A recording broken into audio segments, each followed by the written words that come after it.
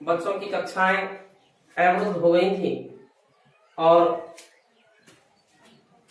नया सत्र है लगभग 1 जून से शुरू हो जाता है और बच्चों के भविष्य को ध्यान में रखते हुए सभी विद्यालयों ने ऑनलाइन क्लासेस की व्यवस्था की है, जिसमें आज हम आपको कक्षा 10 के प्रथम अध्याय भोजन और मानव स्वास्थ्य से रूबरू कराएंगे। जिसमें अगर हम बात करें तो सबसे पहले पाठ का नाम है फूड एंड ह्यूमन हेल्थ, जो कक्षा 10 के अंतर्गत 4 अंक का आता है। कितने अंक का आता है? 4 अंक का, जिसमें से 2 प्रश्न पूछे जाते हैं, एक 1 अंक का और एक 3 अंक का। तो हम इसके बारे में आज चर्चा करेंगे। तो सबसे पहले हम बात करें भोजन, और भोजन क्या है, तो भोजन के बारे में हम चर्चा करें तो भोजन सजीव, किसी भी सजीव की शारीरिक क्रियाओं का संचालन करने के लिए सजीव के द्वारा जिन पदार्थों को ग्रहण किया जाता है वे सभी पदार्थ भोजन कहलाते हैं। तो बात करते हैं शरीर की शारीरिक क्रियाएं। कैसी क्रियाएं? शारीरिक क्रियाओं का संचालन करने के लिए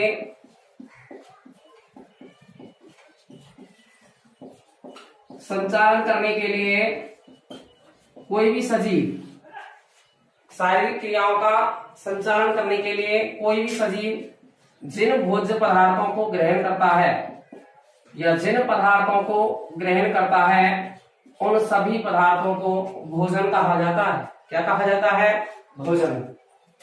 अब बात करते हैं भोजन के प्रकार। तो बात करें अपन टाइप्स ऑफ फूड। तो ये जो होता है 2 प्रकार का होता है मुख्य रूप से। एक तो होता है बैलेंस फूड और एक होता है अनबैलेंस फूड। तो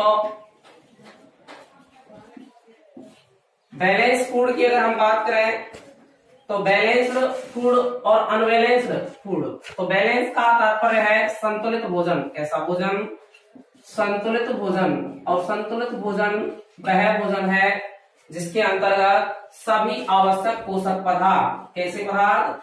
आवश्यक पोषक पदार्थ उचित मात्रा में उपलब्ध हो।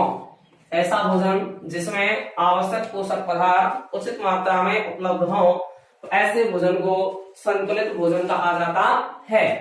अब आवश्यक पोषक पदार्थ होते कौन कौन से हैं? तो बात करते हैं कार्बोहाइड्रेट, वसा, विटामिन, खनिज लवण, आहारी रेशे,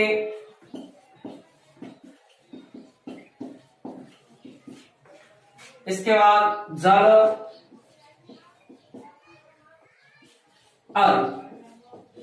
ये होते हैं पोषक पदार्थ।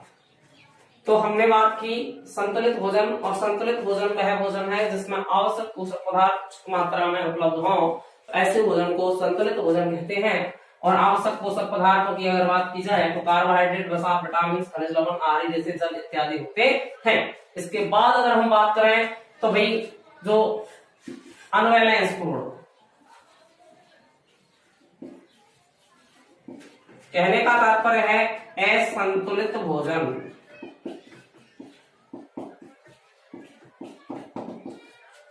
असंतुलित भोजन तो इसका जस्ट अपोजिट होता है, इसका जस्ट विपरीत होता है।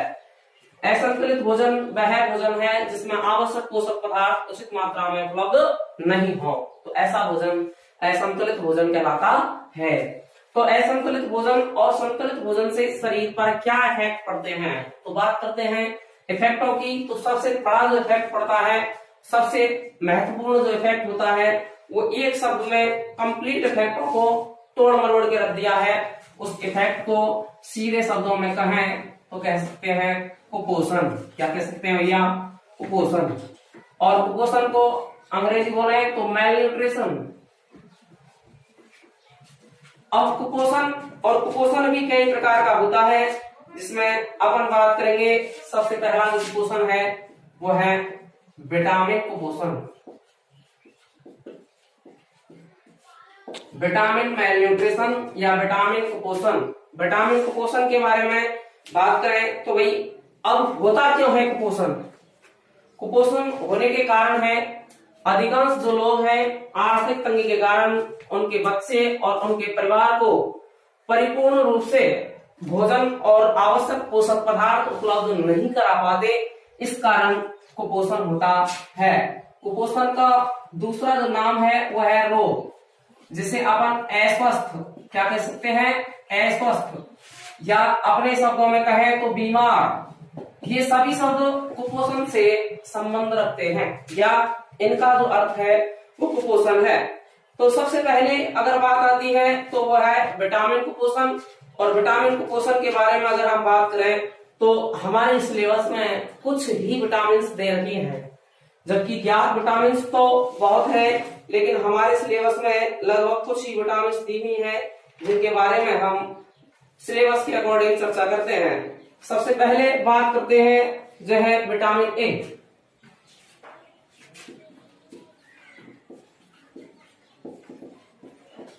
और विटामिन ए की कमी से होता है रतौंधी। क्या होता है?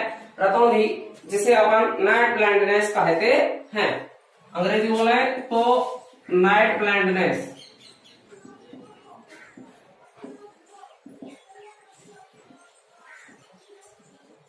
रतौंधी, इसका जो लक्षण होता है कम प्रकाश में वस्तुओं का स्पष्ट दिखाई नहीं देना या वस्तुओं का स्पष्ट दिखाई नहीं देना।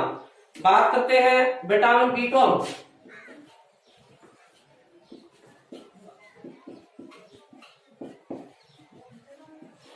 विटामिन B12 को इसका जो नाम होता है वो होता है थायमिन। थायमिन की जो कमी से रोग होता है वो होता है बेरीबेरी। अब बात करें भाई बेरीबेरी क्या है, बेरीबेरी के क्या लक्षण है? तो बेरीबेरी जो रोग होता है वो इसमें जो अपन की मांसपेशियां हैं वो कमजोर हो जाती हैं और जो है बहुत कम एनर्जी के कारण हमारा जो हृदय है वो भी बहुत कम गति से जो है चलना, या फिर हृदय की जो गति है वो मंद पड़ जाती है और मांसपेशियों का जो चलना है वो भी मंद पड़ जाता है। इसके बाद अगली जो विटामिन दे रखी है वो है B2। और विटामिन B2 की अगर बात की जाए तो विटामिन B2 को कहें तो कह सकते हैं अपन, वो उसका नाम दे रखा है राइबोफ्लेविन।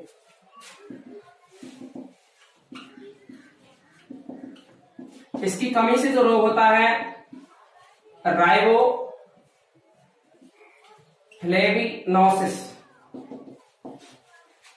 और राइबोफ्लेविनोसिस जो रोग होता है, राइबोफ्लेविनोसिस की अगर हम बात करें तो इसकी जो चमड़ी होती है उस पर धब्बे पड़ जाते हैं और माउथ के जो होठों का जो माउथ में साइड से जो होठ है वो भी फटने लग जाते हैं एंड जो याददाश्त है वो भी कमजोर हो जाती है। तो विटामिन B2 के बारे में हमने देखा, इसको कहें तो राइबोफ्लेविन, और इसकी कमी से जो रोग होता है राइबोफ्लेविनोसिस होता है, जिससे अपनी जो है मानसिकता पर प्रभाव पड़ता है, चमड़ी पर धब्बे पड़ जाते हैं और मुंह में भी छाले जैसा रचनाएं बन जाती हैं। इसके बाद आता है विटामिन B3।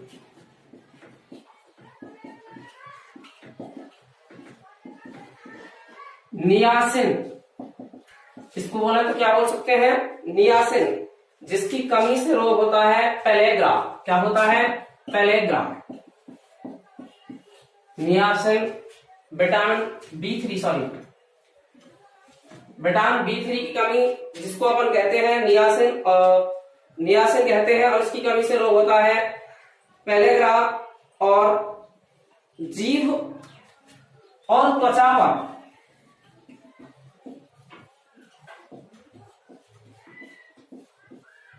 पपड़ियां पड़ जाती हैं। पपड़ियां पड़ने से तात्पर्य है अपनी जो चमड़ी है वो फटी फटी रूखी सी हमें दिखाई देने लगती है और जीभ पर भी पपड़ी सी जो है संरचना दिखाई देती है।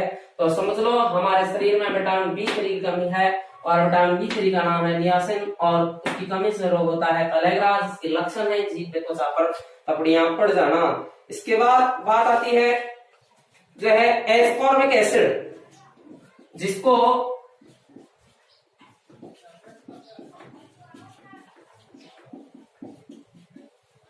Vitamin B C sorry vitamin C कहते हैं अपन, क्या कहते हैं, विटामिन सी। और विटामिन सी की कमी से रोग होता है स्कर्वी। क्या होता है, स्कर्वी। विटामिन सी की कमी से रोग होता है स्कर्वी। और स्कर्वी से अगर सीधे सीधे शब्दों में कहें तो अपन की जितनी भी चमड़ी है उस चमड़ी पर जो है धब्बे पड़ते हैं, और दांतों से संबंधित जितने भी रोग हैं वो विटामिन सी की कमी से होते हैं। और विटामिन सी के जो स्रोत हैं वो लगभग खट्टे पदार्थ हैं। अपन रस भरे और खट्टे पदार्थों का अगर सेवन करें तो अपन विटामिन सी की पूर्ति अपने शरीर में कर सकते हैं। इसके बाद आता है विटामिन डी।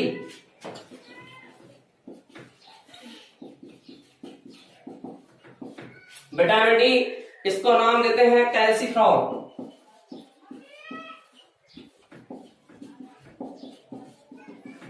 और कैल्सिफेरॉल की कमी से रोग होता है रिकेट्स। और रिकेट्स जो होता है रोग, रिकेट्स की कमी से अपनी जो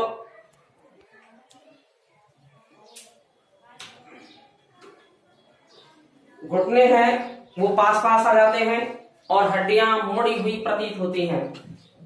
कैल्सिफेरॉल जो विटामिन डी होती है उसकी कमी से रोग होता है जिसमें घुटनों का पास पास आ जाना और हड्डियों का मुड़ा हुआ प्रतीत होना हमें दिखाई देने वाले ऐसे लक्षण होते हैं। तो मैंने कहा विटामिन कुपोषण, और विटामिन कुपोषण होता किस चीज से है, तो मैंने कहा आर्थिक मंदी के कारण हमारे आसपास जितने भी लोग होते हैं वे अपने परिवार की पूर्ति नहीं कर पाते और उनके बच्चों में जो है विटामिन की कमी रह जाती है और उनके बच्चे कुपोषित या अस्वस्थ या रोगी हो जाते हैं। तो इसमें सबसे पहले हमने बात की थी विटामिन ए, और विटामिन ए को जो है इसकी कमी से जो रोग होता है रतौंधी, और रतौंधी को जो है इसके लक्षण होते हैं कम प्रकाश में वस्तुओं का दिखाई नहीं देना। इसके बाद बात करें विटामिन बी12 तो इसे थायमिन, इसकी कमी से रोग होता है बेरी। और बेरी में भी मैंने आपको कहा था अपनी जो मांसपेशियां कमजोर हो जाती है और हमारे हृदय की गति भी कमजोर हो जाती है। इसके बाद अगर हम बात करें तो राइबोफ्लेविन जिसे अपन B2, इसकी कमी से राइबोफ्लेविनोसिस और चमड़ी और मुंह पर पपड़ियां पड़ जाना ऐसे इसके लक्षण दिखाई देते हैं। इसी तरह B3 नियासिन, इसकी कमी से रोग होता है पेलेग्रा। इसी तरह एस्कॉर्बिक एसिड, स्कर्वी जो होती है मैंने आपको बताया। इसके बाद होता है कैल्सिफेरॉल, इसकी कमी से रोग होता है रिकेट्स। और रिकेट्स की अगर हम बात करें तो bending of bones of length and reduce the gap between knees. तो कहने का तात्पर्य यह है कि जो हमारी हड्डियों जो होती हैं वो मुड़ी हुई प्रतीत होती हैं और घुटने पास पास आ जाते हैं। ऐसे लक्षण हमें विटामिन डी की कमी से दिखाई देते हैं। इसके बाद दूसरा जो मैलन्यूट्रिशन है वो है प्रोटीन मैलन्यूट्रिशन, प्रोटीन कुपोषण।